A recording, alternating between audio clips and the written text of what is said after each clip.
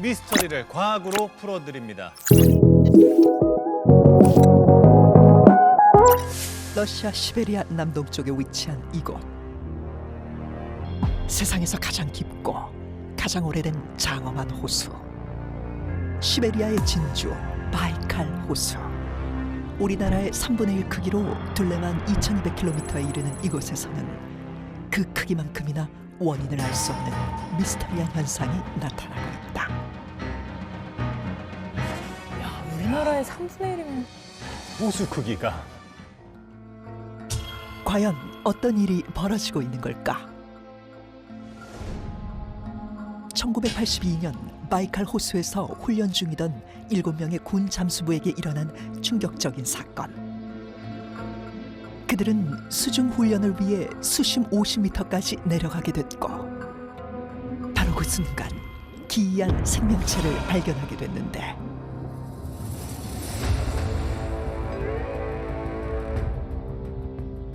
그들이 마주한 것은 바로 크기만 약 3m에 달할 정도로 거대하며 온몸에서 은빛을 뿜어낸 괴 생명체였다.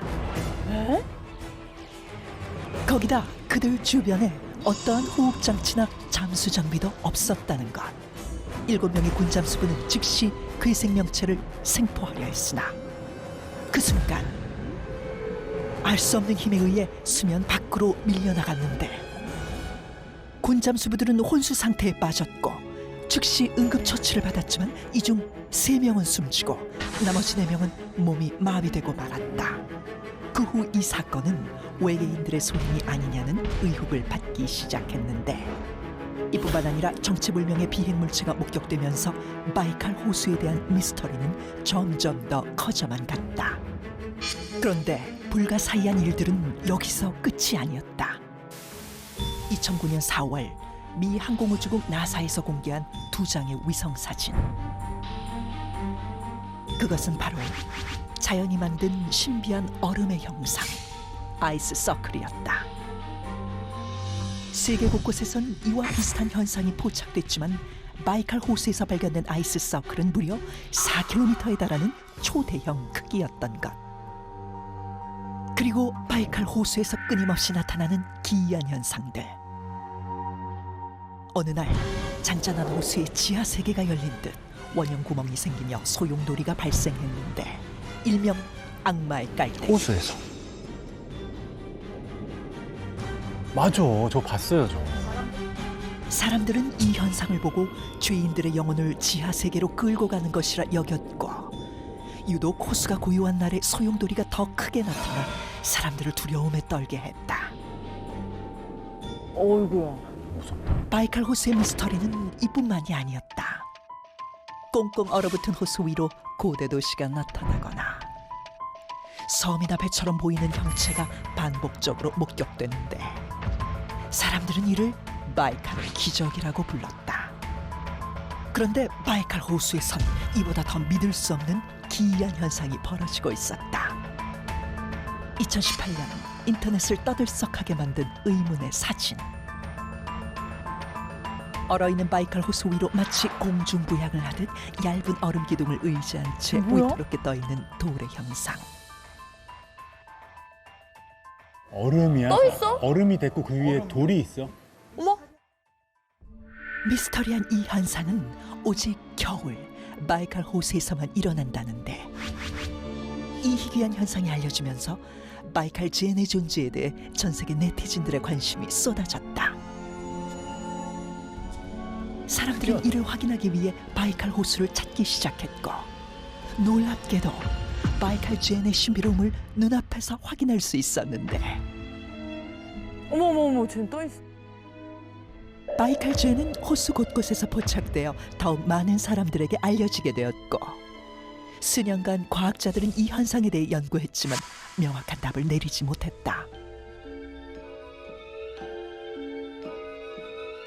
여전히 밝혀지지 않은 바이칼 제네 미스터리. 그 속에 담긴 비밀은 과연 무엇일까? 바이칼 호수는요, 1996년에 유네스코가 선정한 세계 자연유산이자 세계에서 가장 오래되고 깊고 또 큰 만큼 미스터리한 현상도 많이 생기는 것 같습니다. 오늘은 그 중에서도 다빈치 노트에서 파헤쳐볼 미스터리, 호수 위에 떠 있는 돌. 네, 신기했어. 바로 바이칼 젠의 비밀인데요. 네. 이 바이칼 젠의 비밀을 알아보기 전에 바이칼 호수에서 일어나는 다양한 이 미스터리들에 대해서 짧게 이야기를 좀 나눠보도록 하겠습니다.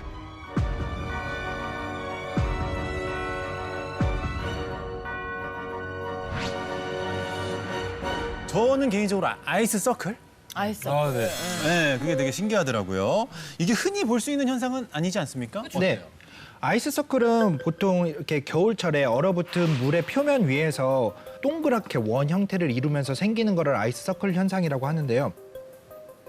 심지어 우리나라 낙동강이 흐르는 안동에서도 발견된 적이 있었습니다. 이 아이스 서클이 발견이 된 적이 있었는데 보통 아이스 서클의 크기는 한 100m 정도라고 그래요. 근데 아까 우리 보셨듯이 바이칼 호수에 생기는 4kg. 그러니까요. 4kg가 넘는다 그래요. 보이지도 않을 정도인데 물이 흐를 때 그 흐르는 현상에 의해서 아이스 서클이 생긴다고 그러는데 저기는 잔잔한 호수잖아요. 근데 심지어 4kg가 넘는 아이스 서클이 어떻게 생기는지도 여전히 미스테리로 남아있기는 한 것 같습니다. 미스테리다. 저는 아까 영상 보면서 좀 기억에 남았던 게 이름부터 좀 공포스러웠어요. 뭐죠? 악마의 깔때기라고. 이건 어떤 현상인지 궁금해요. 이게 어떻게 보면 지상에서 보이는 싱크홀하고 비슷한 뭐 그런 느낌이 그러니까. 들기도 하죠. 그래서 정말로 드물게 발생하는 현상이라고 하긴 합니다. 뭐 1년에 한 번, 두 번 뭐 그 정도 발생하는 현상이라고 하는데 이런 현상이 발생하는 원인으로는 몇 가지 가설이 있는데 한 가지는 정말로 바닥에 어떤 집안 치마나 이런 현상으로 인해 가지고 구멍이 생겨가지고 거기로 물이 빨려 나가면서 이런 모습이 생기지 않을까. 한편으로는 어떤 저런 물의 흐름이 지나치게 강해가지고 소용돌이 현상이 격렬하게 일어나다 보면 이런 것이 나올 수도 있지 않을까라고 추측하고 있기도 합니다만 뭐 아직까지 정확하게 뭐가 답이다라는 것까지는 안 나와 있는 것 같습니다. 왜 아까 말씀하시기로 그 아이스 서클이 우리나라에서도 네. 발견이 됐다라고 말씀해 주셨는데 그럼 저 악마의 깔때기 같은 현상도 우리나라에 있었는지 궁금해요. 대표적으로 우리나라에서도 찾아볼 수 있는 곳이 있죠. 있어요. 소용돌이가 너무 심해서 물이 마치 소리내서 우는 것 같다고 하는 지역. 어디죠? 그 지역의 이름을 울돌목이라고 부르는데 네, 한자로 바꾸면 거기를 명량이라고 하죠. 그래서 우리나라 남해안의 명량의 물의 소용돌이 흐름이 너무 세가지고 거기서 마치 물살이 우는 것 같은 소리가 난다라고 해서 우리 잘 알려진 대로 네. 이순신 장군은 그 물살을 이용해가지고 이제 일본군을 물리치기도 하고 그리고 또 현대에는 거기가 이런 식으로 조류의 물살이 워낙 세다 보니까 거기에 조류 발전소를 거기다가 세웠어요. 지금도 가동되고 있습니다. 그래서 무슨 뭐 악마의 깔때기고 뭐 악마의 나발이고 간에 한국의 이 과학 기술인들한테 걸리면 어쨌거나 그걸 이용을 해가지고 거기서 전기를 뽑아내는 실용적인 목적으로 활용당하게 된다. 사실 원리만 알게 되면 뭐 별로 두려울 게 없는 거죠. 오히려 우리에게 이롭게 사용할 수도 있게 되는 거죠. 그러네요. 그리고 아까 또 신기했던 게 그 바이칼 호수 위 그 수평선에 약간 고대 도시 비슷한 그런 맞아요. 그림들이 막 보였는데 그게 약간 사막에서 볼 수 있는 신기루 비슷하게 보였거든요. 맞습니다. 그게 확실한 파타 모르가나 현상인 게 분명합니다. 공기층이 이렇게 쌓여 있을 때 공기층의 온도가 다르면 먼 곳에서 오는 빛이 굴절이 돼서 우리 눈에 들어올 수 있는데요. 사막에서 보는 신기루는 되게 우리가 보는 모습이 뒤집혀 보이거든요. 근데 아까 보신 이거는 아래가 오히려 차갑고 그 위 부분이 뜨거운 경우예요. 자, 그러니까 어떻게 보면 과학적인 현상인 것 같기도 하고 또 어떻게 보면 굉장히 미스터리한 일인 것 같은데 이게 알면 알수록 바이칼 호수에 대한 궁금증이 더 커지는 것 같습니다. 네. 네.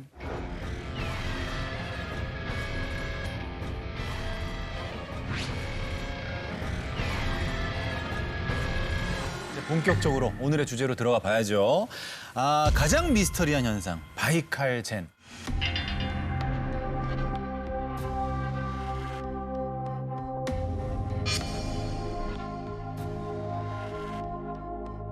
그 겨울이 되면 그 호수 위에서 얇은 얼음 기둥에 의지한 채 균형을 잡고 떠 있는 모습이 바이칼 젠 현상인데 우리가 바이칼 젠이라고 그러잖아요. 이 젠이라는 게 흔히 말하는 참선하다, 명상하다 이런 뜻이거든요. 마치 이 얇은 얼음 기둥 위에서 돌이 참선하는 모양을 가지고 있다 그래서 바이칼 젠 이름도 기가 막히게 잘 지었죠. 두 분은 이 현상에 대해서 어떻게 생각하세요? 조금 합성 같기도 하고 정말. 네. 아니면은 저 말씀하신 대로 얼음이 딱 얼었을 때 그 찰나에 돌을 세웠다가 그 관광객이 그거를 딱 찍은 거야. 그래서 그게 널리 퍼졌어. 네. 아니면 사람들이 옆에 들고 있는데 나중에 CG로 지웠어. 그냥 아니 저게 너무 그냥 수 눈으로 보고 있지만 믿기지가 않아서. 맞아요. 네. 준 박사는 네, 저도 몇 년 전에 저 돌 사진을 본 적이 있어요. SNS에서 한참 돌아다녔었고 무슨 뭐 외계인이 내려와서 돌을 이렇게 뭐 세워놓고 가서 무슨 이게 메시지가 있다 뭐 이런 석탑 쏘듯이. 썰이 있었거든요. 그래서 저는 되게 궁금했던 게 저 돌의 원산지? 그러니까 돌이 어디서 왔냐? 돌이 뭐 이렇게 물 위에 떠 있었다가 얹은 것도 아니고 뭐 하늘에서 떨어졌는지 누가 거기다 갖다 놨는지 이 돌은 어디서 나왔는지가 가장 좀 궁금했는데 어떻게 좀 생각해요? 저도 사실 그게 제일 궁금해요. 어떻게 호수에 갑자기 저렇게 돌이 뚝 떨어져서 있을 수 있을까? 그러니까. 뭐 우주에서 떨어진 건가? 뭐 이런 생각도 해봤거든요. 그러니까 의외로 우주에서 운석 같은 것들이 지상에 꽤 떨어집니다. 그런 것은 아닐까라는 생각이 들 정도로 네. 저도 돌이 어디서 왔느냐가 제일 궁금해요. 그러게요. 근데 사실 운석은 저렇게 밝은 색은 안 나오거든요. 아 그래요? 우주에서 많은 압력과 열과 이런 것들로 인해서 까맣게 타버리기 때문에 주로 어두운 색이 많거든요. 그래서 그 설명을 하기가 너무 힘드니까 이제 운석 얘기도 하신 것 같아요. 돌이 어디서 왔는지. 운석인 것 같지는 않고요. 말씀하신 것처럼 보통 운석이 갖고 있는 표준적인 형태랑 너무 다르거든요. 그러니까 일상적인 우리가 볼 수 있는 돌처럼 보이잖아요. 네. 일단 얼음 얼기 전에 그 물 바닥에 있던 돌이 위로 떠올랐을 가능성은 전혀 없고요. 당연히 돌멩이는 그 밀도가 크니까요. 아마도 이 바이칼 젠이 관찰되는 곳은 호수의 가일 가능성이 있어 보여요. 호수 가가 가장자리. 어느 정도 언덕이 주변에 있거나 하면 그러면 거기서 언덕에서 굴러내려온 돌이 그 마찰력이 없으니까 그 호수의 중앙 쪽으로 향해서 많이 진행했을 수 있죠. 교수님 말씀 듣고 보니까 사람이 돌을 던진 걸 수도 있을 것 같아요. 그렇죠. 왜냐면 물수제비 뜨려고? 유명해지면서. 우리 한강에 물 얼 때 보세요. 물이 얼어 있으면 돌 한번 던져보고 싶으면 인간이 본능이라니까. 없어요. 사람이 저 얘기 바꿔요. 이게 더 맞는 것 같아요. 사람이 던졌다. 네, 사람이 던졌다. 호기심에. 물가에 있는 거라면 충분히 가능할 것 같아요. 근데 앞서 보니까 얼어 있는 곳 위에 막 차도 횡단을 하고 있고. 그게 바이칼 그 호가 겨울에 꽁꽁한데요. 네. 겨울에는 그 위를 사람들이 정말 다닌대요. 그래서 아마 다니는 사람들이 떨어뜨린 것이 아닐까? 그런 얘기도 있는 것 같아요. 그것보다 그게 맞는 것 같아요. 던져보는 거. 던졌다. 네. 자, 그렇다면 바이칼 젠. 왜 저런 위태로운 모양으로 호수 위에 생기게 된 걸까요?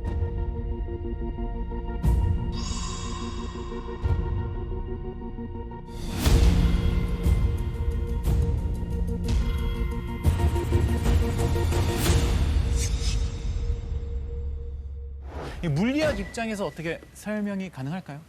그 물리학자 입장에서는 저는 이 가설이 가장 그 합리적이라고 생각하는데요. 제가 생각하는 바이칼 젠의 비밀은 바로 바람입니다.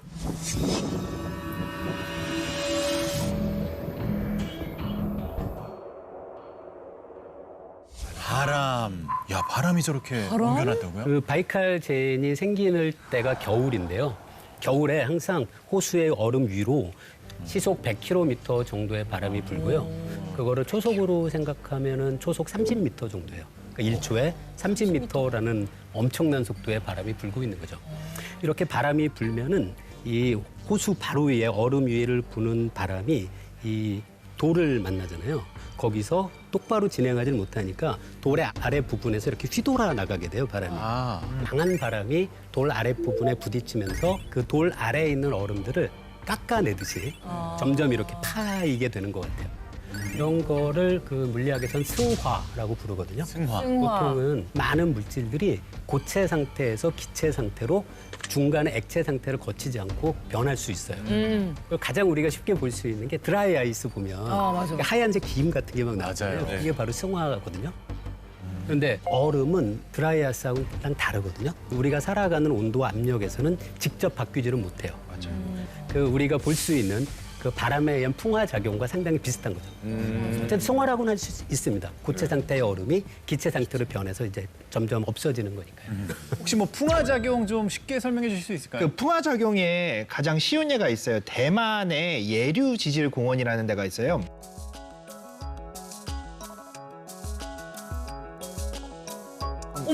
가면은 여왕머리 바위라고 그래가지고 이제 머리가 여왕이 이렇게 딱 한 옆모습 같다. 그렇죠. 여왕의 옆모습처럼 되는데 바위가 사암으로 돼 있는데 목 부분이 1960년대에서 지금 현재까지 보면은 점점 가늘어지고 그러네요. 있는 걸 볼 수가 있어요. 언젠가는 부러질 수도 있는 그런 상태가 될 수도 있을 것 같아요. 저희 몸에 있는 이 지방을 에너지로 하는 거는 이거 승화는 아닌가요? 그건 승화는 아니고요. 그냥 운동을 많이 하시거나 식사를 덜 하시면 연소 작용이에요. 지방 연소 작용. 전에 계산해 본 적이 있었거든요. 햄버거 하나를 먹잖아요. 이 햄버거 하나의 에너지를 운동을 해서 없애려면 얼마나 칼로리 운동을 해야 소모가 돼요? 계산해 봤었는데 양손에 50kg짜리 그런 그 덤벨 같은 걸 들고 몇천 번은 움직여야 돼요. 그래야지만 햄버거 하나가 소비되거든요. 건강을 잃겠네요, 이거. 그러니까 운동하지 마시고 그냥 드시지 마세요.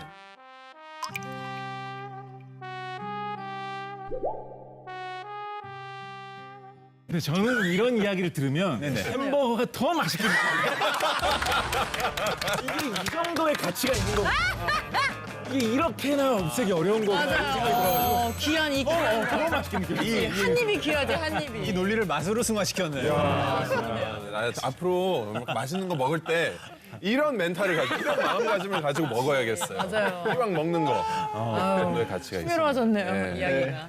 자, 지금까지 우리 과학자분들께서 이렇게 친절하게 설명해 주셨는데 저 같은 사람은 이렇게 말씀만으로 들었을 때는 조금 헷갈릴 수가 있거든요. 그래서 저희 다빈치 실험실에서 바람에 대한 이 가설을 가지고 러시아의 바이칼 호수를 재현해서 바이칼 젠 현상을 실험해 봤다고 합니다. 오, 된다고? 추운 겨울, 고요한 바이칼 호수. 이곳에서 일어나는 미스터리한 현상, 바이칼 젠.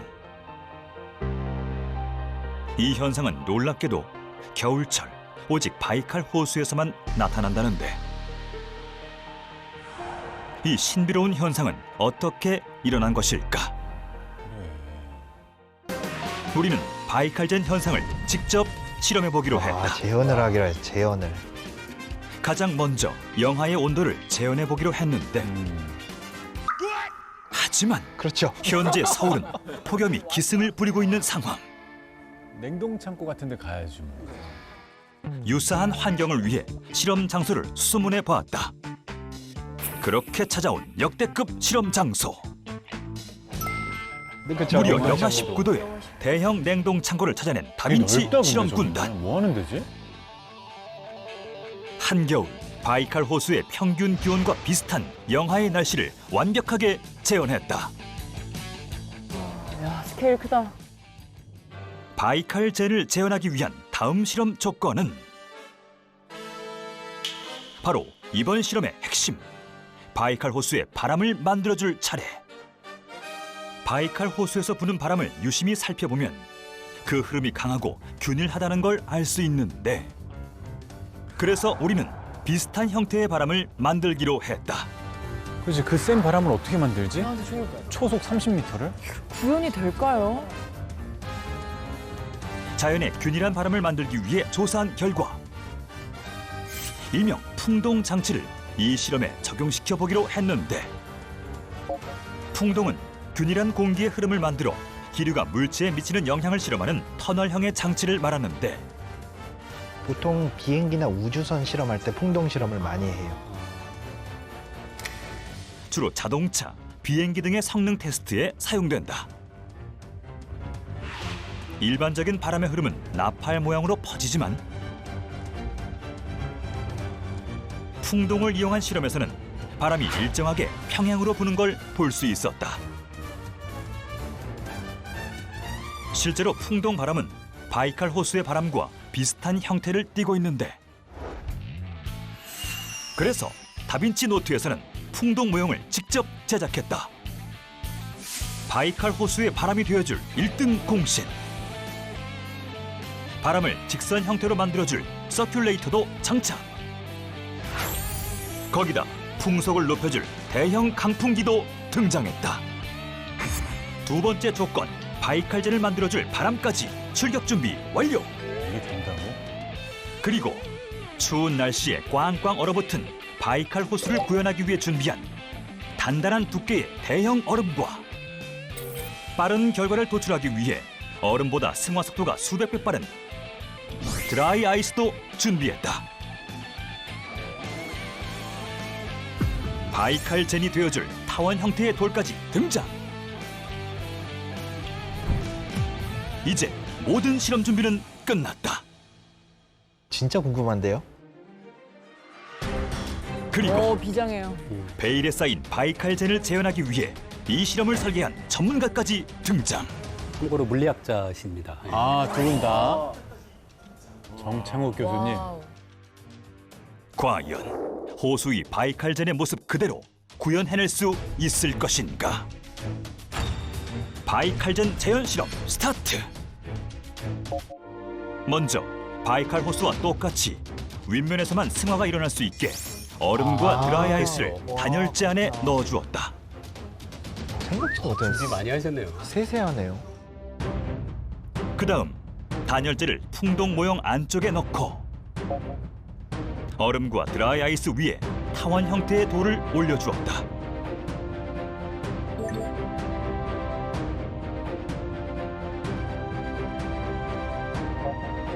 그리고 평행 상태의 균일한 바람을 만들어주기 위해 서큘레이터와 강풍기를 작동시켜 주었다. 거기다 서큘레이터를 더 추가해 풍속을 높여줬는데 선풍기를 한쪽에서만 하면 그러면 이렇게 균일하게 안 되거든요. 한쪽에서 넣고 한쪽에서 계속. 빼줘야 되겠다.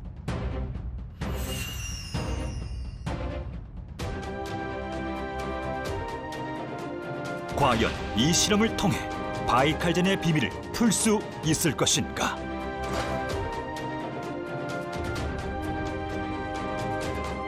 바람이 불수록 돌 주변으로 점차 변화가 일어나기 시작하고 특히 돌 아랫부분이 패이면서 빠른 승화가 일어난 걸 볼 수 있었는데 이대로라면 바이칼젠과 동일한 현상을 만들어낼 수 있지 않을까? 우리는 장장 6시간 동안 이 실험을 관찰해보기로 했다. 계속되는 실험. 영하 19도의 추운 환경에 제작진의 몸도 꽁꽁 얼어가고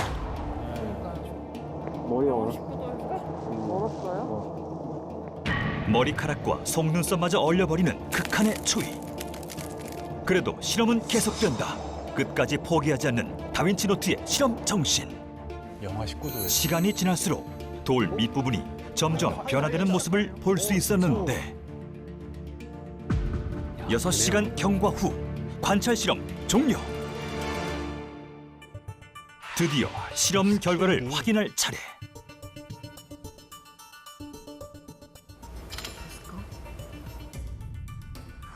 과연 어떤 변화가 생겼을까?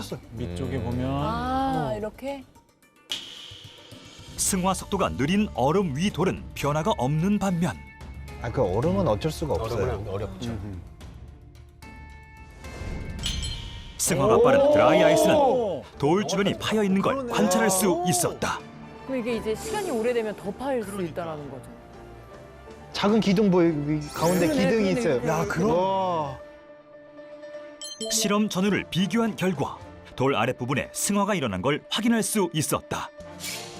완벽한 형태는 아니지만 바이칼젠과 제법 비슷한 모습의 실험용 돌. 여기엔 어떤 원리가 숨어 있을까? 원리는 이렇다. 풍동에서 균일하게 부는 바람의 흐름은 돌과 정면 충돌하게 되는데 이때 바람은 곡선 형태로 돌 밑부분을 파고든다. 그 흐름을 바로 와류와 난류라 하는데 이 흐름은 소용돌이 형태로 존재하게 된다. 이런 형태의 바람을 끊임없이 받게 되면 승화 현상이 일어나고 이 과정이 반복되면서 바이칼젠의 형태로 변하게 되는 것. 바이칼 젠 속에 담긴 과학적 비밀은 혹시 바람에 의한 생화가 아니었을까? 야, 이거 진짜 박수 쳐야 돼. 진짜 신기하네요. 바이칼젠을 거의 그대로 재현해냈습니다. 맞아요. 과학자분들은 어떻게 보셨어요? 저는 저 정도까지 이렇게 비슷하게 나올 거라고는 솔직히 기대를 못 했거든요. 저렇게 풍동 실험을 설계한 것도 대단하고 저 결과가 저희가 생각했던 거 이상으로 정말 재현을 명확하게 해낸 것 같아요. 아주 비슷했었어요. 과학자들이 이런 얘기할 땐 자기가 얘기해도 잘 안 믿을 때가 많거든요. 그걸 보니까 제가 한 얘기지만 상당히 설득력이 있어요. 진짜 보니까 더 신뢰가 간다. 맞아요. 그죠?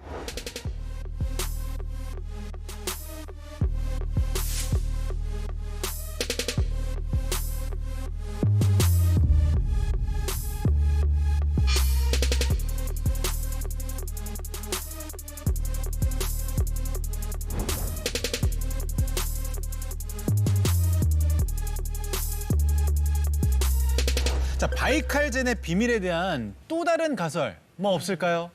그 앞서 김범준 교수님께서 말씀하셨던 바람에 의한 현상과 더불어서 제가 생각하는 비밀은 바로 태양열입니다.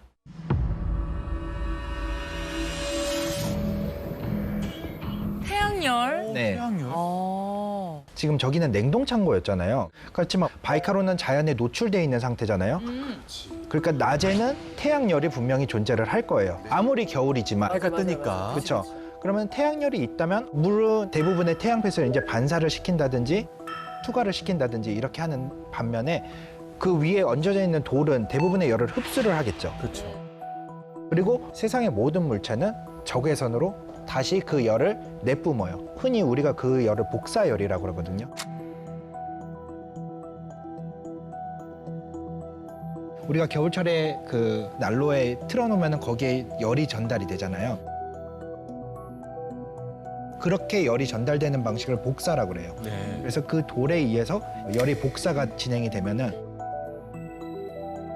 가장자리부터 녹아 나오게 되면은 가운데만 기둥이 남게 되고 낮 동안 이제 승화된 얼음이 밤 동안 거기에 붙어 있다가 태양열을 받으면 다시 녹겠죠. 그렇죠. 그 물들이 가장자리를 통해서 그 얼음으로 다시 떨어지겠죠. 가장자리는 녹아서 도너츠 모양이 생기는 거죠. 저는 비열이라는 말로 좀 더 설명을 해드리고 싶어요. 비열. 해변에 가면 여름철에 해변에 가면 이제 바닷물이 있고 이제 모래밭이 있고 그렇지 않습니까? 네. 두 개가 사실상 같은 위치에 이렇게 붙어 있어요, 그죠? 근데 바닷물이 시원합니까? 모래가 시원합니까? 바닷물이 시원해. 바닷물이 시원해요. 모래는 뜨거워요, 보통. 네, 맞아요. 왜 갇힌 위치에 그렇게 있는데 바닷물은 왜 시원하고 모래는 왜 오히려 더 뜨겁냐? 이게 사실 이상한 현상이거든요. 무슨 차이로 설명하느냐? 각 물질 자체의 성질이 물은 비열이 높아서 같은 열을 받았을 때 온도가 좀 덜 오르고 모래는 비열이 낮아서 같은 열을 받았을 때 온도가 더 잘 오른다라고 설명을 해요. 그래서 이것이 일으키는 현상이 굉장히 많습니다. 네. 예를 들어서 우리나라의 뭐 기후 같은 걸 설명할 때도 뭐 바닷가는 겨울철 되면 바닷가 지방은 좀 따뜻한데 내륙 지방은 좀 더 많이 춥다. 뭐 이런 얘기 하잖아요. 마찬가지로 땅의 비열이 바다보다 더 낮기 때문에 발생하는 그런 현상이거든요. 그러니까 모래를 사실은 뭉쳐놓은 게 돌이지 않습니까? 그러니까 햇볕을 받았을 때 돌이 더 빨리 달구어진다. 이 주변에 있는 물에 비해서. 그래서 돌이 어떤 달구어진 물체의 역할을 한다라고 생각해 볼 수 있을 것 같습니다. 네. 근데 그렇다고 하기에는 그 얼음 자체도 조금씩 온도가 높아질 텐데 그 가운데 기둥은 어떻게 그거를 분명히 조금씩 녹고 있을 상황인 거잖아요. 네. 근데 어떻게 이걸 버티고 있는 거죠, 그 돌을? 쉽게 설명을 하면은 저희가 빨래 같은 거 있잖아요. 가끔 이런 경험 있지 않으세요? 입었는데 겉은 말라서 입었는데 속은 젖어 있어. 속은 이렇게 축축할 때가 있죠. 겨드랑이 이런 데. 맞아요. 겨드랑이 있는데 바깥에는 이미 열이 많이 전달이 돼 있는데 속까지는 다 전달이 되지 않은 것.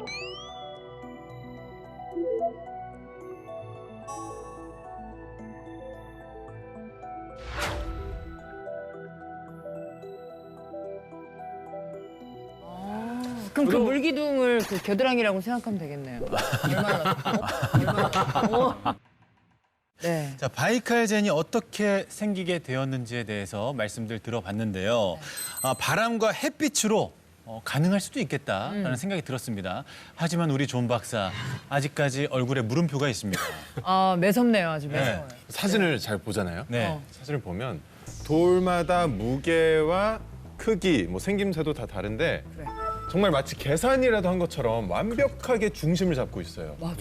그러니까 어떻게 저렇게 쓰러지지 않고 모두 균형을 잡고 있는 건지 저게 정말 궁금합니다. 진짜 아니, 사진을 보면 되게 위태위태해 보여요. 네. 그냥 훅 불어도 바로 쓰러질 것 같은데. 그렇죠.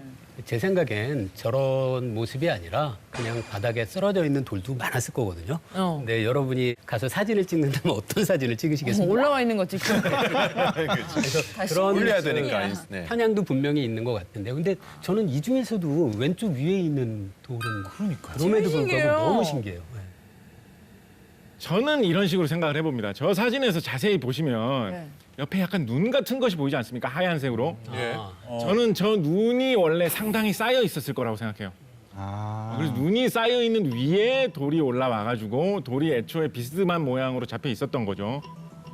그 눈 때문에 비스듬한 상태로 있었는데 그 눈이 녹으면서 바이칼젠이 생겼고 최종적으로는 그대로 고정이 되었다. 남아있는 저 얼음 하나가 꽁꽁 얼면서 저걸 어느 정도 붙잡고 있는 것이 아닐까? 꽁꽁 얼어서 붙어 있어서 저 모양을 띄우는 거다. 네.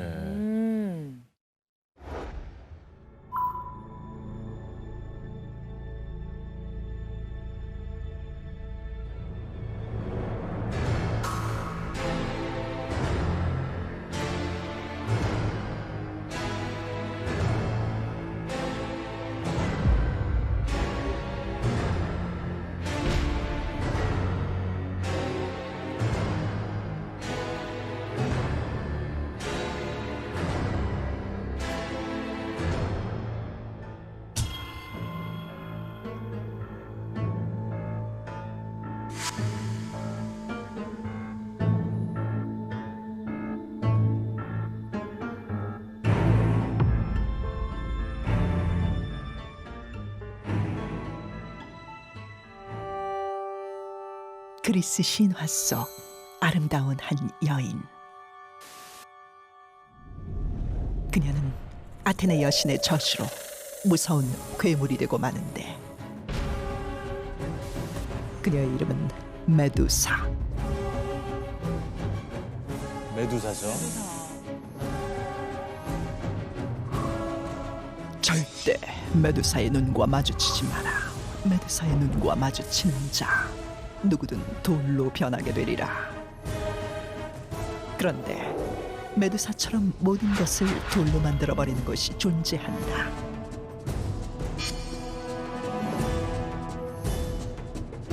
바로 탄자니아 북부에 위치한 나트론 호수. 핏빛 호수, 죽음의 호수로도 불리는 이곳에서는 말라 비틀어진 채 죽은 동물들의 모습이 발견됐는데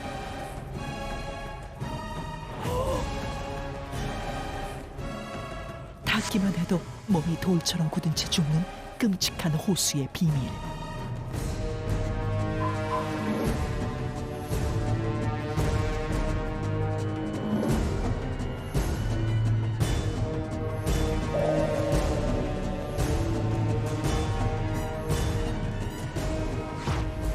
이 기이한 현상은 정말 메두사의 저주일까?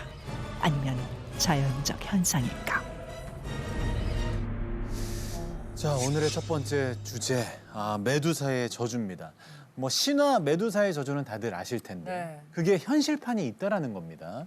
나트론 호수, 생각만 해도 참 끔찍한데 근데 어떤 비밀이 숨겨져 있길래 이렇게 돌로 만들어버리는 걸까요? 아니 저게 썩거나 으스러지지 않고 그냥 그대로 있네요. 학자들이 이 호수의 비밀을 파헤치기 위해서 조사를 했는데요. 네. 비밀은 바로 탄산 나트륨에 있었습니다. 탄산나트륨. 탄산나트륨이 어떤 성분이에요?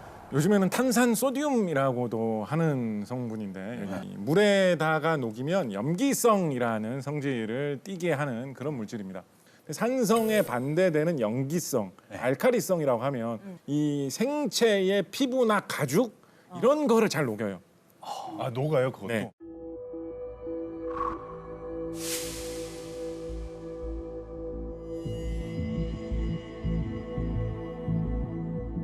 일단 다 사가서 사람의 형체가 없어지고 바짝 마른 저런 형태로 변화하게 되겠죠. 큰일 나겠다. 그리고 나면 좀 더 저렇게 돌처럼 보이죠. 좀 더 기괴한 형체로 보이게 되겠죠.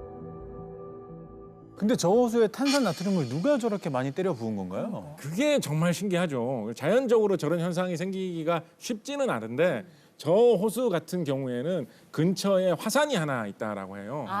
그래서 그 화산에서 뿜어져 나오는 그 마그마 속에 이런 탄산 나트륨을 만들 수 있는 성분이 좀 들어 있는 것이 지상으로 계속 배출돼 있어가지고 그게 이제 뭐 비가 올 때마다 혹은 다른 물이 흐를 때마다 계속 씻겨서 내려와가지고 저 호수에 고이게 된 거죠. 아하. 나트륨 호수에서 생물들이 돌처럼 굳게 된 것은 탄산 나트륨이라는 명확한 이유가 있잖아요. 네, 맞아요. 그런데 아직까지 과학적으로 밝혀지지 않은 미스터리한 곳이 또 존재한다고 합니다. 함께 확인해 보죠. 영국의 노스 요크셔주. 이곳에는 모든 것을 돌로 만들어버리는 이상한 동굴이 있다는데 가파른 10m 절벽 아래 위치한 거인의 두개골을 연상케 하는 괴기한 모습의 동굴. 이 동굴의 이름은 마더쉽튼. 그 이름은 바로 1488년 기괴한 얼굴을 가지고 태어난 여자아이의 이름이었다. 그녀의 모습은 기형적으로 거대하고 끔찍하게 못생겨서 악마의 자식으로 손가락질 받으며 부모에게서 버려졌는데 자라면서 그녀는 미래를 내다보는 신비한 능력을 보였고 마을 사람들에게 닥칠 일을 예언했다. 놀랍게도 그녀가 예언한 사건들은 모두 적중했고 이런 현상이 계속되자 사람들은 그녀가 마을에 저주를 내린다고 입을 모았다. 당시 미래를 내다보던 그녀를 사람들은 마녀라고 불렀고 그들의 눈을 피해 마더쉽트는 오랜 세월 이 동굴에서 숨어 살았다고 한다. 그런데 그녀가 동굴에 숨어 살기 시작한 이후부터 미스터리한 현상이 일어나기 시작했다. 바로 어떤 물체든 동굴에서 떨어지는 물을 맞으면 돌로 변한다는 것. 저 물을 맞으면. 인형도, 주전자도, 모자도, 자전거도 원래 흔적을 찾아볼 수 없을 정도로 딱딱하게 굳어버린 것. 그러나 더 놀라운 사실은 물체가 돌이 되는 속도에 있었다. 인형처럼 작은 물건은 한 달, 자전거처럼 큰 물건은 5달 안에 돌로 변해버리는 것. 그리스 신화의 메두사처럼 모든 물체를 굳게 만든다고 믿었던 마을 사람들은 마더쉽튼이 동굴에 저주를 내렸다고 생각했다. 그 후 그녀의 이름을 따 이곳을 마더쉽튼 동굴이라고 불렀다. 400여 년이 지난 지금도 여전히 동굴에선 물건이 돌로 변하는 기이한 일들이 벌어지고 있는데 이 미스터리한 현상에 대해 학자들은 여전히 명확한 해답을 내놓지 못하고 있다. 어떻게 이런 일이 일어날 수 있는 것일까? 뭐든지 굳어버리는 기이한 현상은 정말 마더쉽튼이 동굴에 내린 저주일까? 아니면 자연이 빚어낸 신비한 현상일까? 보면서도 믿기지가 않는데 실제로 뭔가 저주를 받은 걸지 두 분은 어떻게 보셨는지. 저는 네. 아직 밝혀지지 않았다라고 얘기를 했는데 저 물을 조사하면 뭐 답이 좀 쉽게 나오지 않을까. 물의 비밀이 있다. 네, 왜냐면 물만 맞으면 변한다고 하니까. 교수님이 좀 나서 주셔야 되는 거 아니에요? 이거는 물리학이니까 물. 물리학이 아니라 화학에 가까워서요. 작가님께서. 그렇습니다. 나서게 좀 해주세요. 네, 조금만 기다려주세요. 비밀을 조금만. 존박 씨 궁금해요. 네, 어떻게 저도 보셨어요? 그 물이 일단 가장 그러니까. 의심스럽고 네. 그리고 저런 물체들을 일단 단면을 한번 잘라보고 싶어요. 존 저 박사. 안에 그렇지. 저 안까지 돌이 되었을까? 과연? 그러면 연금술 아닌가? 저는 이런 저주를 또 뭐 전설로만 듣기만 했지 실제로 일어나는 곳이 있다는 것이 굉장히 놀라운데 앞서 우리 도연 씨도 말씀하셨고 혹시 그 물 속에 그렇습니다. 핵심이 있는 겁니까? 그렇습니다. 네. 특히 아까 존박 씨 말씀해 주신 거. 다들 이렇게 돌로 변했다. 겉면이 진짜 돌처럼 됐네라고 생각했을 때 쪼개보자는 거. 이런 거 진짜 이런 거 사실 과학적인 시각이거든요. 과학 중에서도 모든 문제를 해결해 줄 수 있는 어떤 과학의 최고봉. 과학의 눈으로 본다면 명쾌한 설명이 있습니다. 제가 생각하는 동굴의 비밀은 바로 탄산칼슘입니다. 아까 거기는 탄산 나트륨이었고 여기는 탄산 칼슘이군요. 그렇습니다. 우리나라에도 뭐 고시 동굴이라든가 뭐 백룡 동굴, 온달 동굴 뭐 이런 여러 가지 아름다운 동굴들이 많이 알려져 있죠. 그런 동굴들에 들어가 보면 안에 뭐 여러 가지 막 이렇게 고드름처럼 막 매달린 종유석 이런 것도 있고 기이한 모양으로 올라와 있는 뭐 석순 이런 것도 있고 내부 풍경이 되게 다양하고 아름답지 않습니까?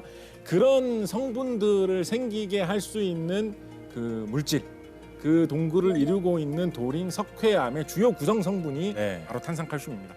그 탄산칼슘이 워더시프턴 동굴 근처에서 흐르는 물 속에도 다량의 이런 석회 성분, 탄산칼슘 성분이 발견되고 있다라고 해요. 그런 석회화 현상이 원인이 아닐까 그렇게 추측합니다. 석회화 현상을 좀 설명해 주실 수 있을까요? 석회화 현상 네. 좀 간단하게 쉽게 이야기하자면 이 석회암 속에 들어있는 탄산칼슘 성분, 물에 좀 녹을 수 있는 성분입니다. 물에 녹아 있다가 적절한 곳에서 물이 마르면서 그 탄산칼슘이 다시 물 밖에서 드러나가지고 그대로 굳는 그런 현상이라고 보시면 거의 얼추 비슷하게 생각하실 수 근데 있을 것 말씀 들으니까 알겠는데 아까 우리 영상에서 봤는데 조그만 곰인형 같은 경우 한 달이 걸린다 그랬고 자전거가 5개월 걸린다 그랬는데 한 달 만에 그렇게 될 수 있는 거예요? 종유석 같은 경우에 사실 조금 자라나는 경우에도 뭐 몇천 년, 몇만 년이 걸린다라고 하거든요. 그래서 그런 거하고 비교하면 사실 좀 놀라운 현상이기는 하죠. 그런데 아마도 제 생각에는 특히 저 인형 같은 경우에는 그 물을 받으면 그 물을 그대로 흡수를 해가지고 들고 있을 수가 있죠. 그 물 자체를. 그리고 물이 마르고 그런 탄산칼슘 성분이 남아 있을 때 그 인형의 섬유질, 그 실과 실 사이 틈에 그런 게 더 끼이기도 좋은 그런 특징이 아마 있을 겁니다. 그 곽재식 작가님 말씀하신 것처럼 이게 조건에 따라서 많이 달라지는데요. 헝겊 같으면 이게 어떤 그 표면이 거치니까 표면적이 큽니다. 표면적이 크게 되면은 갖고 있는 수분을 외부로 더 쉽게 증발할 수 있거든요. 그래서 그렇게 생각하면 오히려 사람들은 더 이상하게 생각할지 모르지만 복잡한 모양이라서 표면적이 큰 물체일수록 어쩌면 더 빨리 일어날 수 있죠.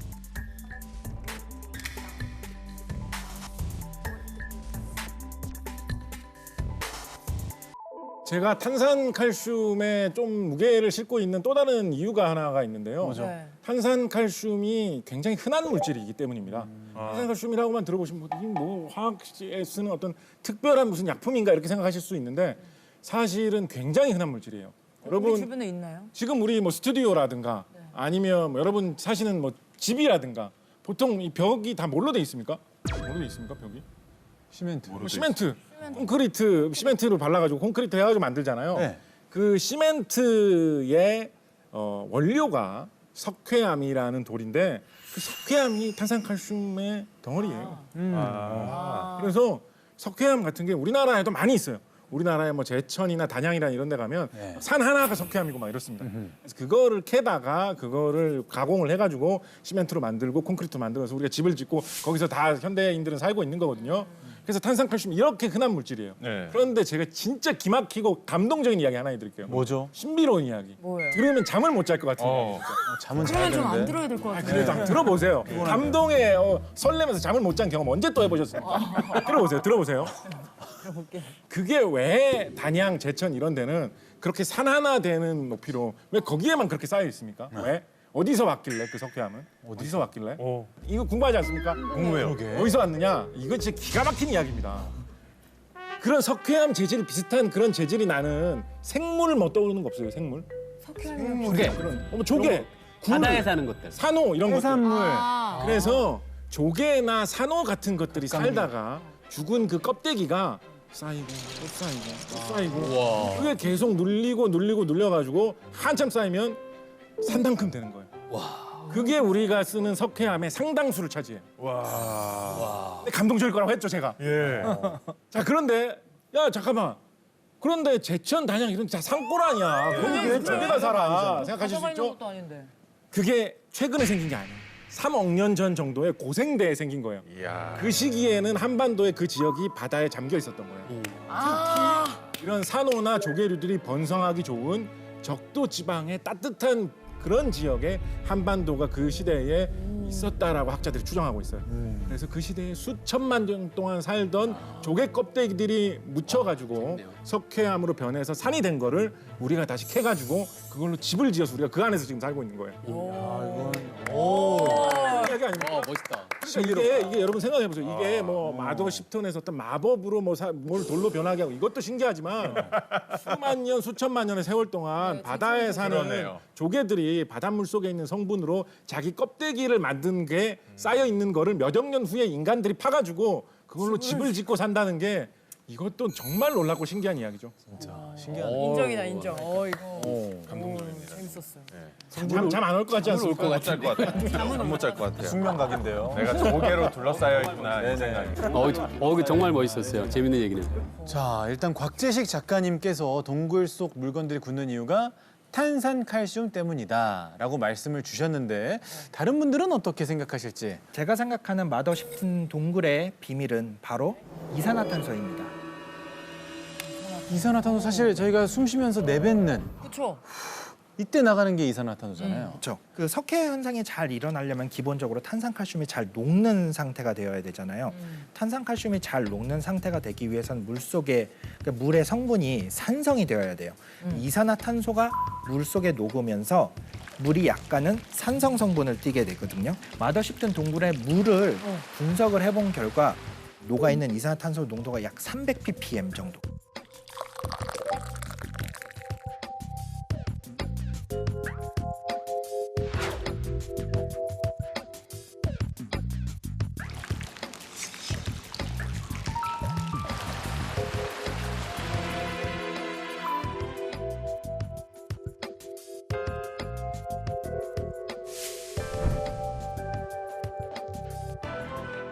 어쩌면 그 찾아오는 사람들이 내뿜는 이산화탄소 때문에 더 빨리 물건들이 굳거나 뭐 그러진 않나요? 관광객들이 많아지니까. 그럴 수 있겠다. 제가 확실하게 말씀드리기는 어려워요. 만약에 그 관광객들이 너무 많이 와서 네. 이산화탄소의 농도가 너무 높아져서 대기에서 물 속으로 CO2가 오히려 흡수된다면 그러면 종유석의 성장이 빨라질 여지도 있죠.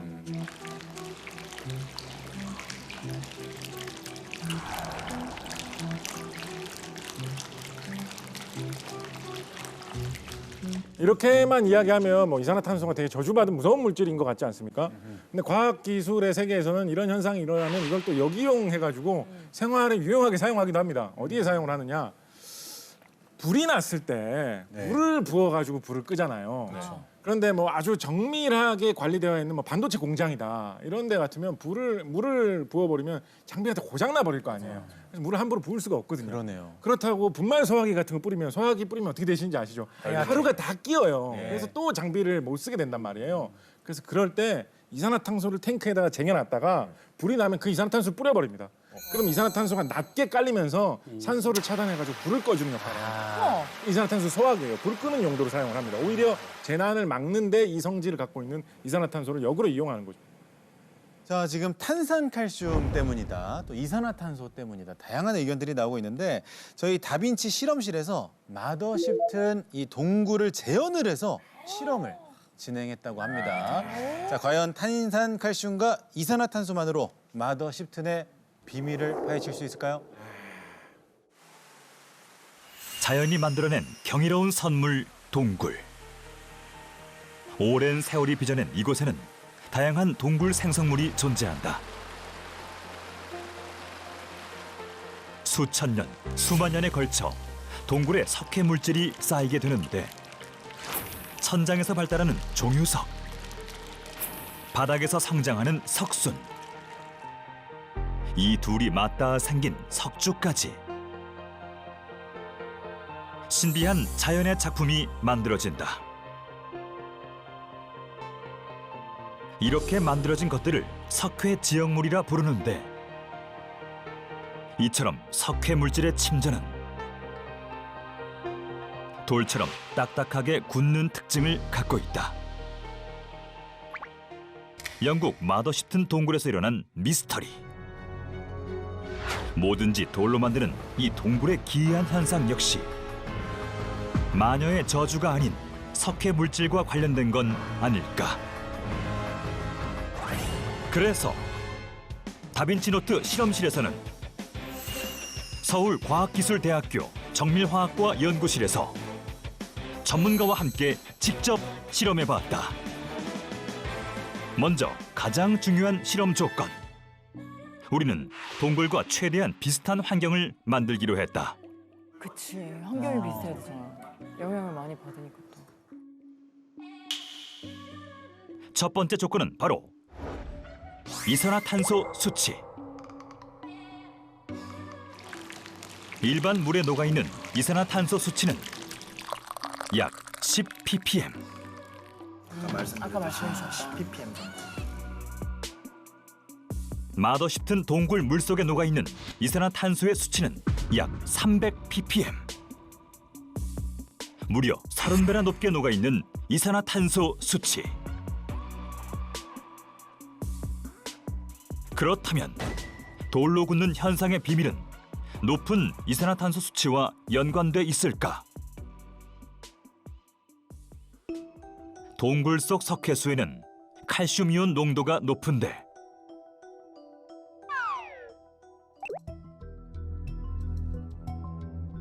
석회수가 이산화탄소를 만나면 탄산칼슘이라는 고체 물질이 생성된다. 이게 바로 석회암을 이루는 주성분. 그렇다면 석회수와 이산화탄소의 반응이 미스터리 현상의 원인은 아닐까? 그래서 모의 실험을 진행해봤다. 수산화 칼슘 수용액인 석회수와 이산화탄소의 고체 형태인 드라이 아이스를 만나게 했다. 두 개의 석회수를 준비한 후 한쪽은 실온에서 관찰, 다른 한쪽은 드라이 아이스를 넣어주었다. 비교하기 위해서. 과연 어떤 변화가 일어날까? 시간이 경과할수록 점점 뿌옇게 변하는 석회수.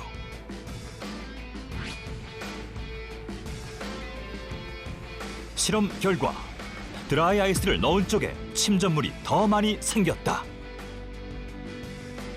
마더쉽튼 동굴의 첫 번째 조건은 바로 이산화탄소였던 것. 그렇다면 또 다른 조건은 바로 동굴 물속 석회 성분. 우리는 비슷한 성분의 용액을 만들기로 했다. 용액을 만들기 위한 비밀 병기 준비 완료. 용액을 균일하게 섞어줄 자력 교반기까지 등장했다. 우리는 분석 자료를 통해 동굴의 물속 성분을 알 수 있었는데 그중 가장 많이 포함된 4가지 시약을 비커에 넣어준 뒤 증류수와 석회수를 따라주었다. 야, 저 비율까지 맞춰서. 교반 자성으로 고르게 섞어주면 두 번째 조건 동굴 용액 완성. 이제 유사한 환경은 다 갖췄다. 이 조건들로 마더쉽튼 동굴의 비밀은 풀릴 수 있을까? 본격적으로 동굴을 만들어보자. 와, 기대치 장난 아니네. 천장에서 떨어지는 물은 분별 깔때기로 재현하고 돌처럼 굳혀버릴 모형도 준비했다. 자전거. 코리아 마더쉽튼을 만드셨네. 그 후 동굴과 비슷한 환경을 위해 석회 성분으로 된 시멘트를 바닥에 깔아주었다.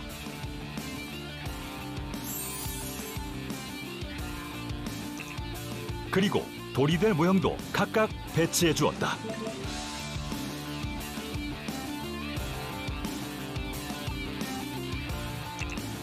분별 깔때기를 설치한 후 이 실험의 키포인트, 마더쉽튼 동굴과 유사한 용액을 채워주었다. 용액이 떨어지는 속도까지 미세하게 조절.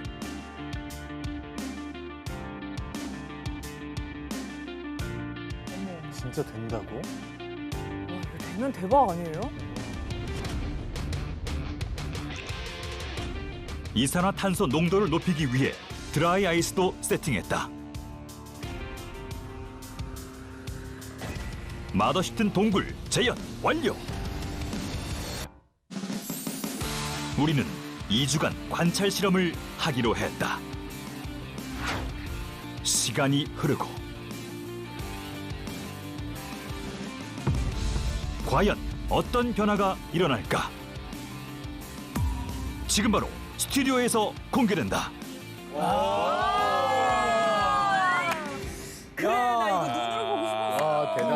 궁금합니다. 자, 2주 동안 실험한 동굴 모형이 떨리네요. 지금 긴장이 됩니다. 네. 과연 마더시튼의 동굴처럼 굳었을지 모든 것들이 한번 확인하겠습니다. 네.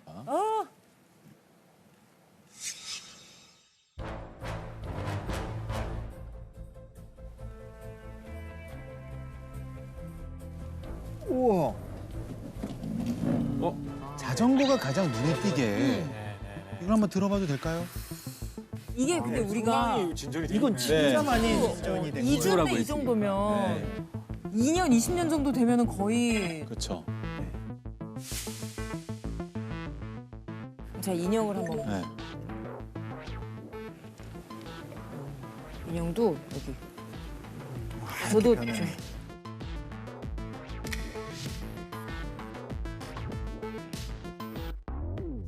물론 좋아하지만 얘는 윗부분이랑 부분이 이파리도 좋아. 네, 윗부분이 허옇게 살짝 굳었어요. 약간 이런 성에 같은 게 낀 듯한 그런. 맞아요. 네, 잎사귀에도 살짝 묻어 있고요.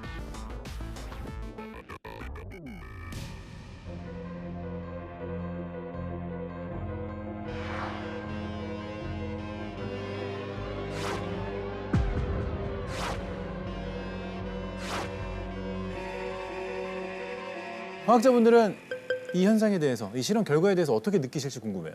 그 우리가 아까 그 화합물들을 사용을 했었는데 황산이 골고루 들어있는 황산 칼슘도 사용을 했었고 황산 나트륨도 사용을 했었는데 우리가 흔히 말하는 석고가 황산 칼슘이거든요. 석고가 흔히 석화 현상 하면 이제 돌처럼 이렇게 딱딱하게 굳는데 마더시튼에 가장 많이 포함되어 있는 성분 중에 하나도 황산이에요. 황산이 많이 녹아 있다 보니까 또 이런 현상이 조금 더 마더시튼에서 빨리 진행이 되지 않았나.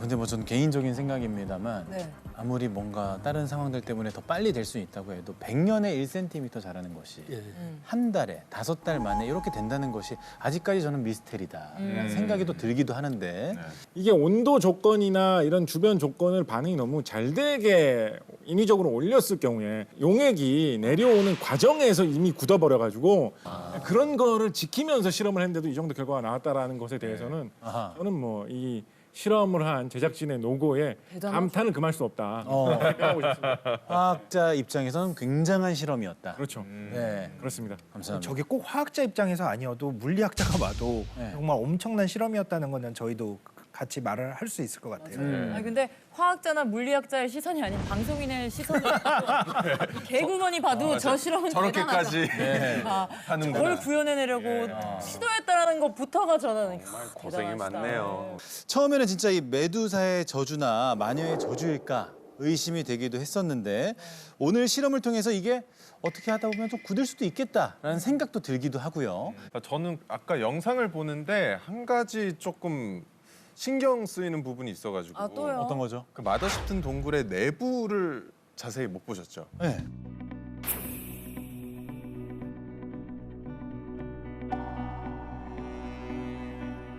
그럼 우리나라 있는 동굴처럼 저렇게 내부에 종유석 같은 게 많이 뭔가 좀 자라고 쌓여 있어야 하는데 마더시튼 동굴 내부를 보면 종유석이 없습니다. 그러네?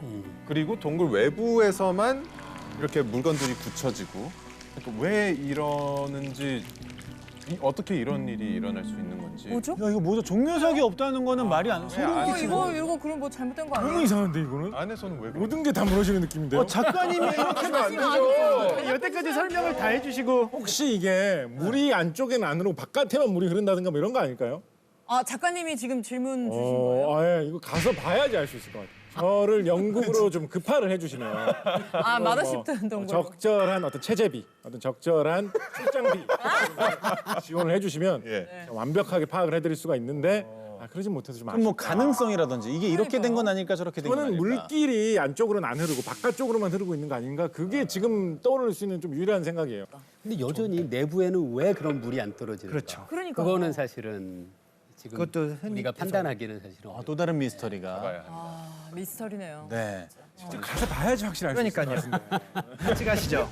직접 가보셔야 된다고 작가님께서 아무래도. 말씀을 하시죠. 네. 네, 그렇습니다. 시청자 여러분의 뜨거운 성원만이 미스터리를 해결하기 위해서 저를 영국으로 급파해 주실 수 있습니다. 체제비를 말씀하시네요.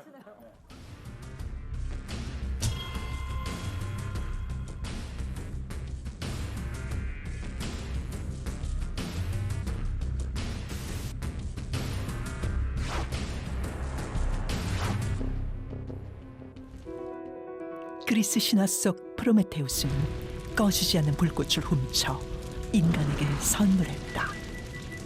인류의 혁신적인 발전을 가져온 위대한 발견 불. 신화 속 등장하는 꺼지지 않는 불꽃이 실제로 존재한다면 프로메테우스가 신에게서 불을 빼앗아 인간에게 준 주의로 형벌을 받았던 장소 아제르바이잔. 불의 나라로도 불리는 이곳에는 약 4,000년 동안 꺼지지 않고 불타는 신비한 산이 있다. 야나르다그. 불타는 산이라고 불리는 이곳에는 현재까지도 불을 보기 위해 성지 순례의 발걸음이 끊이지 않고 있는데 꺼지지 않는 불꽃은 야나르다그뿐만이 아니었다. 세계 곳곳에서 타오르고 있는 위대한 불꽃들. 먼저 형제의 나라 터키.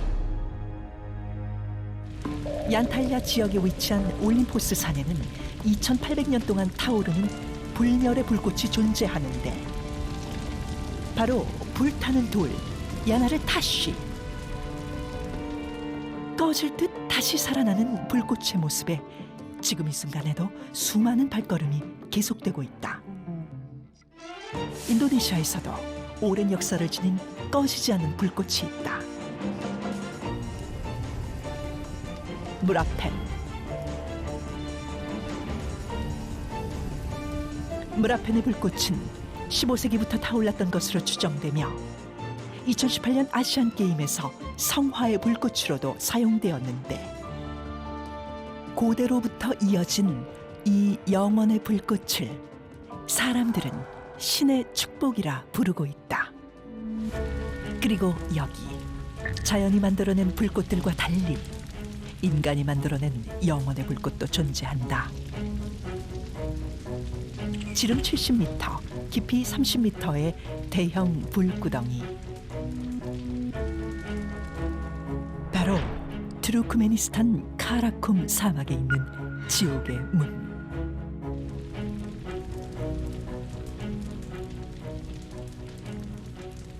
(1971년) 지질 시추를 하던 현지의 지질학자가 작업 중 지하의 거대한 동굴을 잘못 건드리게 되었는데 땅이 무너져 내리면서 독성 가스가 분출되었고 가스로 인한 환경 오염을 막기 위해 인위적으로 불을 붙이면서 지옥의 문이 열리게 된 것. 금방 꺼질 것 같았던 불은 지금도 뜨겁게 불타오르고 있다. 비, 바람, 눈에도 끄떡없이 세계 곳곳에서 타오르고 있는 꺼지지 않는 불꽃. 과연 어떤 비밀이 숨겨져 있을까? 근데 상식적으로 근데 불이라는 게 비가 오면 그냥 자연적으로 꺼지게 마련인데 그게 가능한 일이에요? 그러니까 우리가 좀 더 생각을 해볼 수 있는 게 무언가 밑에서 공급이 되지 않을까. 그 공급이 바로 우리가 생각할 수 있는 가스죠. 불에 탈 수 있는 가스. 우리가 천연가스들이 지속적으로 공급이 되고 있는 거겠죠. 아니 근데 지하에 얼마나 많은 가스가 매장되어 있길래 지금까지 저 불이 안 꺼지고 있는 거예요? 대부분의 우리가 여태까지 봤던 분들은 아주 조그만 맞아요. 불꽃들이었어요. 상대적으로 작은 그런 불꽃들은 매장량이 많다고 하더라도 사실 분출되는 가스의 양은 그렇게 많지는 않을 거예요.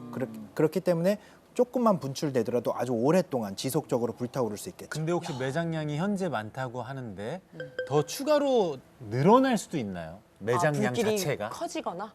매장량 자체가 늘어날 수는 없는 상태인데요. 절대량이 있는 그 지표면 부근에서의 가스가 분출되면 그 부분의 압력이 낮아지니까 그 주변에 더 먼 곳에서의 가스가 거기로 다시 모일 수는 있겠죠. 우리나라 같은 경우에 조선왕조 실록을 보면 조선시대에 땅지자에 불화자를 써서 지화라고 해가지고 땅에서 갑자기 불이 튀어나왔다라는 기록이 몇 군데 보이는 것들이 있습니다.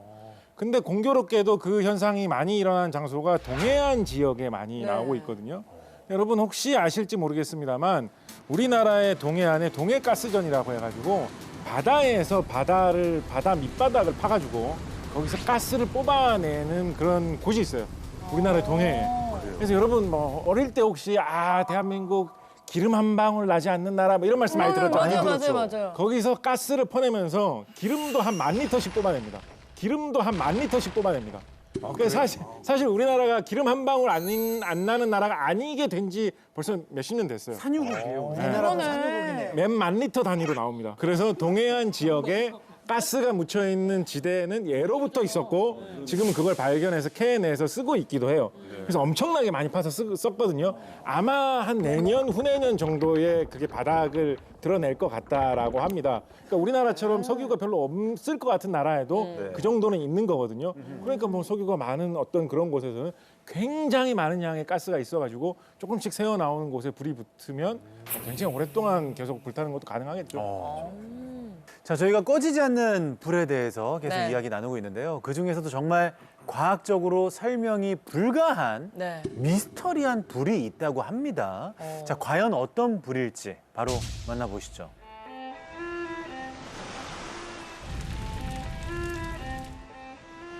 과학적 설명이 불가한 오늘의 미스터리. 물과 불은 서로 어울리지 못하는 관계, 상극이다. 음양 오행설에서도 화와 수는 상극. 그런데 물과 불이 공존하는 곳이 있다면 세계적 도시 미국의 뉴욕 버팔로의 체스트넛 리치 공원에는 눈으로 보고도 믿을 수 없는 미스터리한 현상이 일어나고 있다는데, 물이 쏟아지는 폭포 속에서도 꺼지지 않는 불꽃이 있다는 것. 물이 닿으면 꺼지는 불. 그런데 어떻게 이곳에서는 불과 물이 공존할 수 있는 것일까? 이 불꽃은 수천 년 전 원주민이 최초의 불을 붙였다고 알려졌는데, 비나 눈이 내리는 날은 물론 영하의 날씨에도 꺼지지 않아 화제가 되었다. which should be on your bucket list if you're even in the area. Or actually, better yet, So cool looking. I mean, it doesn't look like it should 이 be there. 신기한 현상을 보기 위해 세계 각국의 사람들이 체스트넛 리치를 방문하고 있으며, 수많은 과학자들 역시 물속에서도 꺼지지 않는 불꽃의 이유를 밝히기 위해 수십 년간 연구했으나 아직까지 그 원인을 찾아내지 못했다.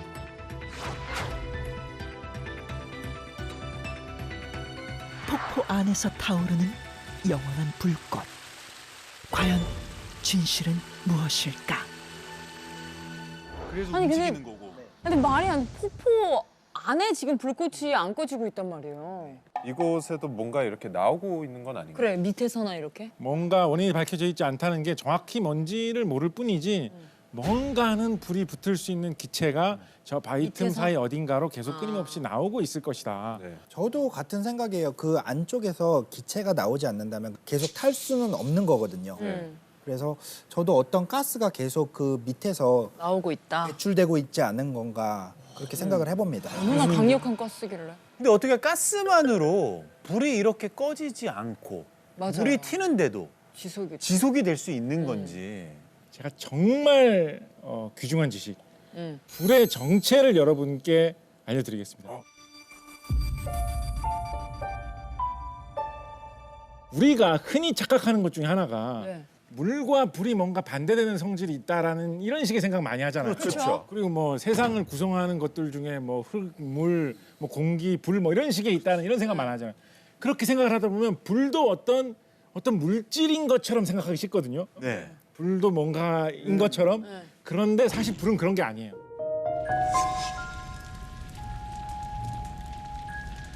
불은 뭐냐면 불의 연소의 3요소라는 게 있습니다.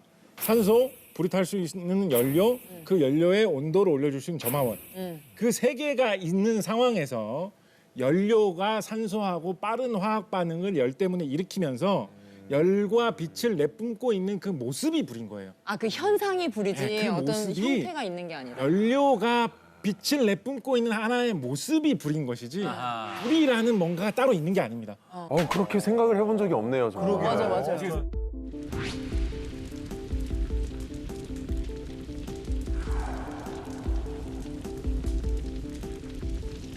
이런 거 생각해도 약간 좀 공상적인 이야기이긴 한데 용이 불을 뿜는다라고 하잖아요. 맞아요. 그럼 어떤 순수한 불에 뭔가 그런 게 나오는 거는 없어요. 불이라는 건 그런 게 아니에요. 불을 붙일 수 있는 무언가를 용이 입으로 계속 내뿜고 있는 상황에서 불꽃이라는 그 열과 빛의 현상을 일으키는 게 불이거든요. 야, 죽이네요. 두 분이 풍짝이 불에 대한 생각이 완전 달라졌어요. 지금. 오, 네. 쫙 오는 거 같지 않습니까? 뭔가? 네. 아니 근데 진짜로 실제로 물 속에서 저렇게 불이 꺼지지 않는 경우가 이 미스터리 현상 말고 또 있을까요, 이게? 이 가스가 지속적으로 계속 공급이 되면은 산소와 반응을 해서 계속 탈 수가 있어요. 가장 쉬운 예로 2018년 평창 올림픽 당시에 수중 성화가 있었어요. 맞아요. 네, 해녀분이 맞아요. 성화봉을 들고 바다에서. 바다 속에서 네. 성화 봉송을 했던 그 장면이 있거든요. 정말 유명했던 장면 중에 하나죠. 그 성화 봉송 당시에. 기억나요.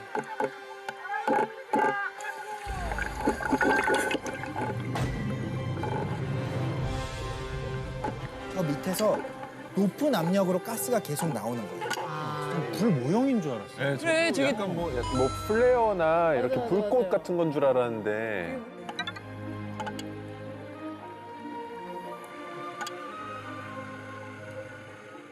아니, 수중에서 용접하시는 분들도 계시다면서요. 근데 그럼 그것도 원리는 같은 거라고 생각하면 될까요?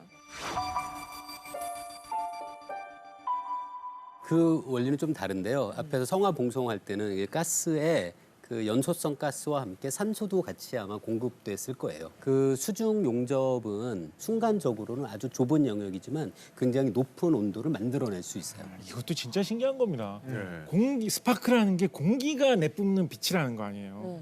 아, 진짜 이거 신기하지 않습니까? 안 신기합니까? 너무 신기합니다. 신기해 죽을 것만 같아요. 뭔가 전기가 그냥 이렇게 쭉 나가는 것 같잖아요. 근데 그게 아니라 그 경로에 공기가 빛이 뿜고 있는 거예요. 그 순간. 너무 신기한데? 용접까지 너무 궁금하지 않습니까? 궁금합니다. 네. 오늘도 네. 직접 아, 꺼지지 않는 불꽃을 실험해 보겠습니다. 저희가 해보나요? 네. 사실 이 시간이 제일 재밌습니다. 그러니까요.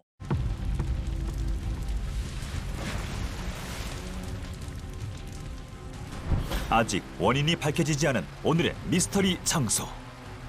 바로 뉴욕 체스트넛 리지 공원의 꺼지지 않는 불꽃.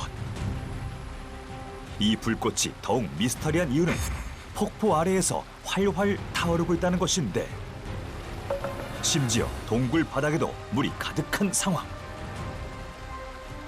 과연 물과 불의 공존은 실제로 가능한 것인지 다빈치 노트에서 실험해보기로 했다.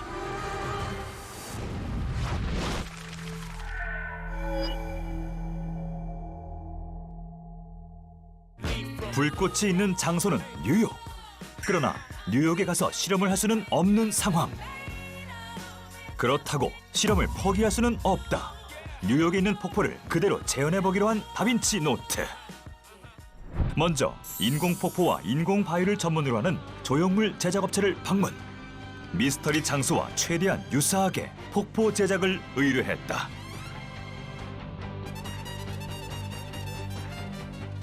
매서운 눈빛으로 폭포를 디자인하는 조형물 디자이너. 폭포를 이루고 있는 바위의 결과 모양, 크기까지 꼼꼼하게 체크하는데, 폭포수를 쏟아지게 할 인공바위 디자인 완료! 그렇다면 이제 폭포를 만들어 보자.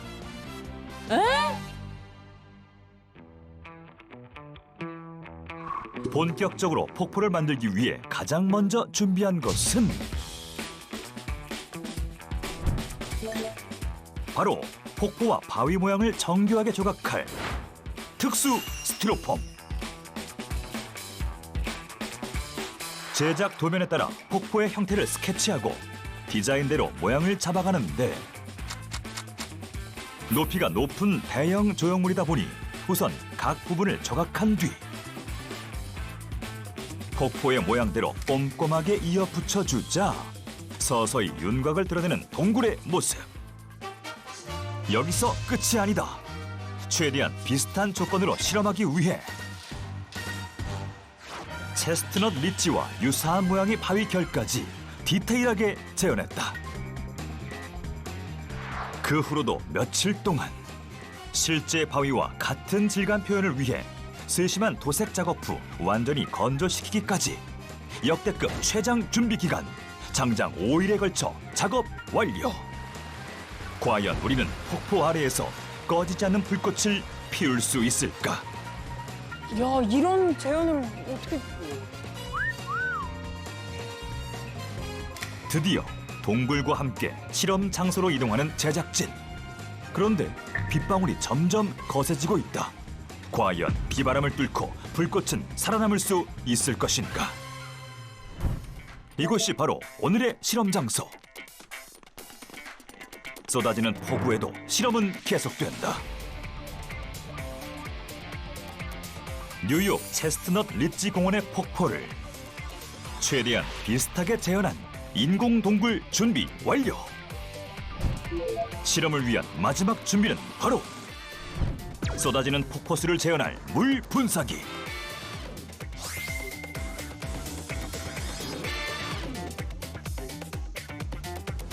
분사기의 세기를 조절해가며 동굴 위로 물을 떨어뜨린다면 체스트넛 리치의 폭포와 유사한 인공 폭포까지 모든 준비는 완료됐다. 이제 드디어 폭포가 떨어지는 동굴 속에 불을 지필 차례. 안녕하세요, 강성주입니다. 드디어 직접 현장에 와보게 되었습니다. 그러니까 진짜 체스트넛 리치 공원의 폭포를 빼닮은 인공 폭포가 지금 저쪽에 재현이 되어 있는데요. 지금부터 본격적인 실험을 진행해 보도록 하겠습니다. 불을 이용한 실험인 만큼 안전 장비도 꼼꼼하게 준비했다.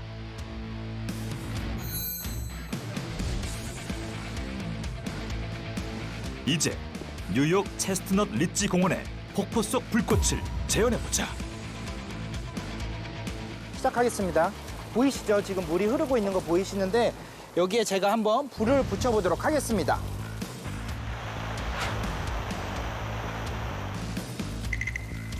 과연 물 위에 불이 붙을 수 있을까? 아무 반응이 없다. 다시 한번 물에 불을 붙여보도록 하겠습니다. 동굴 바닥의 물과 폭포수의 영향으로 불이 붙지 않는 상황. 그래도 지금 불이 붙지 않는데요.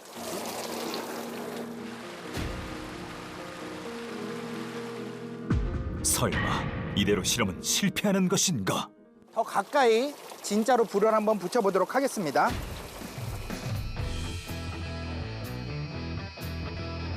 이번엔 과연 꺼지지 않는 불꽃을 볼 수 있을까?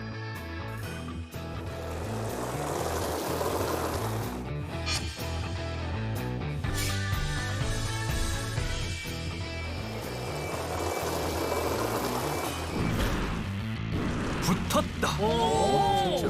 슬로우 모션 카메라로 봐도 정확히 물 위로 타오르는 불길. 물 위에 불이 붙은 신기한 현상.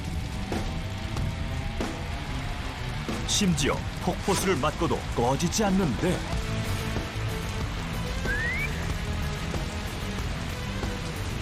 저게 돼요?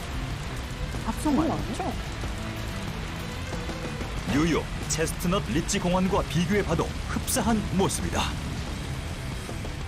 끌려고 해봤겠지? 실험은 끝나지 않았다. 이번엔 폭포처럼 내리는 물 대신 직접 물을 부어보기로 했다.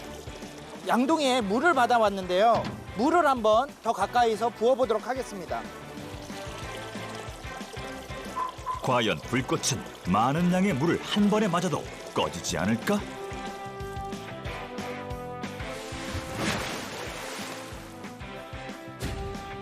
어떻게 저게 계속해서 물을 부어보는데 놀랍게도 꺼진 듯 보이지만 다시 살아나는 불.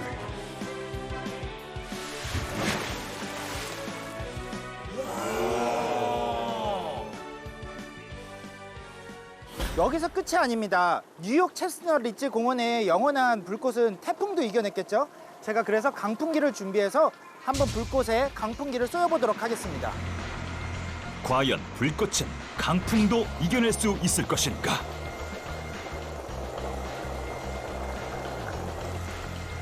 강한 바람에도 활활 타오르는 불. 불꽃은 꺼질 기미가 전혀 보이지 않는다. 한 번에 많은 양의 물을 부어도 강력한 바람에도 불꽃은 꺼지지 않았다. 뉴욕 체스트넛 리지 공원처럼 꺼지지 않는 불꽃 실험.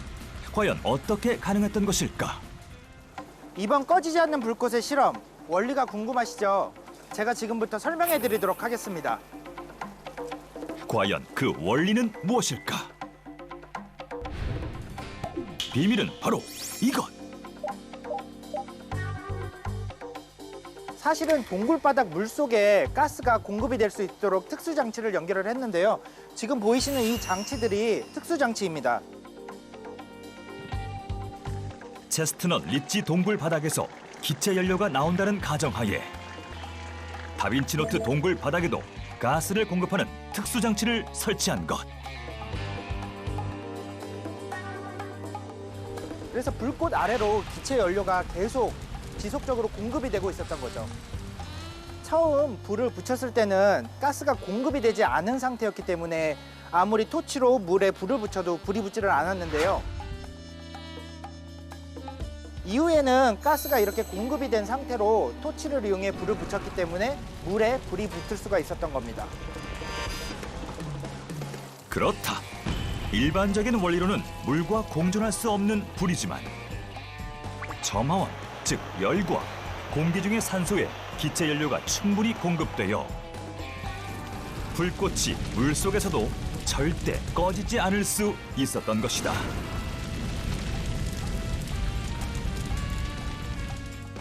불이 생성되는 연소의 3가지 조건이 지속적으로 갖춰지면 물속은 물론 그 어떤 상황에서도 24시간 365일 절대 꺼지지 않을 수 있습니다. 그럼 지금도 불 붙어 있는 상황이에요? 지금도? 정말 시간이 지나도 불꽃은 꺼지지 않을까? 그때 약속이라도 한 듯 비바람이 몰아치고 우리는 악조건 속에서도 정말 불꽃이 꺼지지 않을지 확인해 보기로 했다.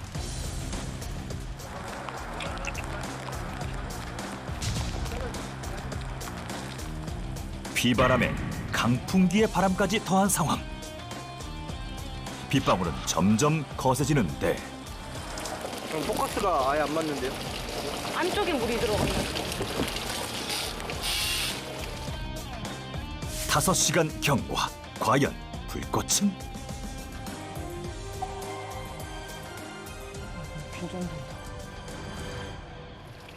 꺼지지 않았다. 계속 물 위에서 활활 타오르고 있는 불꽃. 뉴욕 체스트넛 리지 공원의 미스터리. 영원한 불꽃 재현 실험 완료. 물속에서 꺼지지 않는 불꽃의 비밀은 혹시 땅속 어디선가 새어나온 기체 연료의 힘은 아니었을까?